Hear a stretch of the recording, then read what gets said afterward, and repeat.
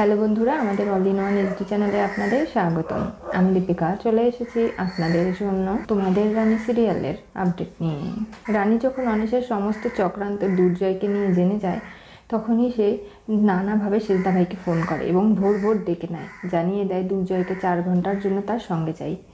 Doctor ভূমি চ্যাটার্জির সঙ্গে তার সব ধরনের কথা হয়ে গেছে। সে বিদেশে থাকা কালীনও তার চেম্বারটা রানীকে ছেড়ে দিয়েছে। যেভাবেই হোক দুর্জয় সে আবারও অপারেশন করবে এবং পেট থেকে সেই ট্রান্সমিটারটা বের করে দুর্জয়কে সুস্থ করে তুলবে। কোনোভাবে অনিশার কোনো পরিকল্পনা সে সফল হতে দেবে না। তাই রানী যখন সামনে গিয়ে দাঁড়ায়, ডাক্তার ভূমি চ্যাটার্জির অ্যাসিস্ট্যান্ট খুশি হয়ে যায়। বলে, আমরা মনে মনে ভেবেই নিয়েছিলাম যে অনিশাই আসলে রানীকে শেষ করে দিয়েছে, যার কারণেই অনিশাকে অনেকেই সন্দেহ করে, কিন্তু টাকা যার যত বেশি তার পেছনে লোকও থাকে তত বেশি। আর সে কারণেই অনিশার কোনো কিছু কেউ বিগ্রতে পারেনি। আজকে ঠিকই দুর্জয়কে সে বিয়ে করে সংসার করার স্বপ্ন দেখছে, আর এই স্বপ্নের মাঝখানে রানীকে এরকম করে শেষ হয়ে যেতে হবে এটা কখনো কেউ ভাববেনি। কিন্তু রানী এবার অনিশাকে শায়েস্তা করবে নানাভাবে। অনিশা যদি ডালে ডালে চলে, তাহলে রানী পাতায় পাতায় চলবে।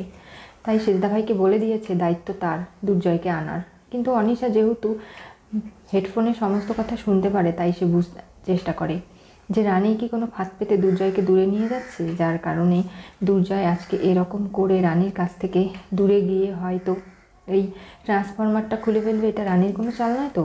কী হতে চলেছে তোমাদের রানী সিরিয়ালের পরবর্তী টুইস্টে? ডাক্তার ভূমিকে সঙ্গে নিয়ে রানী দুর্জয়ের আবারও অপারেশন করতে প্রস্তুতি নিল। আজকে রানী যেভাবে দুর্জয়কে বাঁচানোর চেষ্টা করছে, আদৌ কি অনিশার চোখে ধুলো দিয়ে সেটা করতে এত সহজে পারবে রানী? সেসব জানতে চোখ রাখতে হবে আমাদের চ্যানেলে। পাশে থাকা বেল আইকনটি অবশ্যই করে ক্লিক করুন।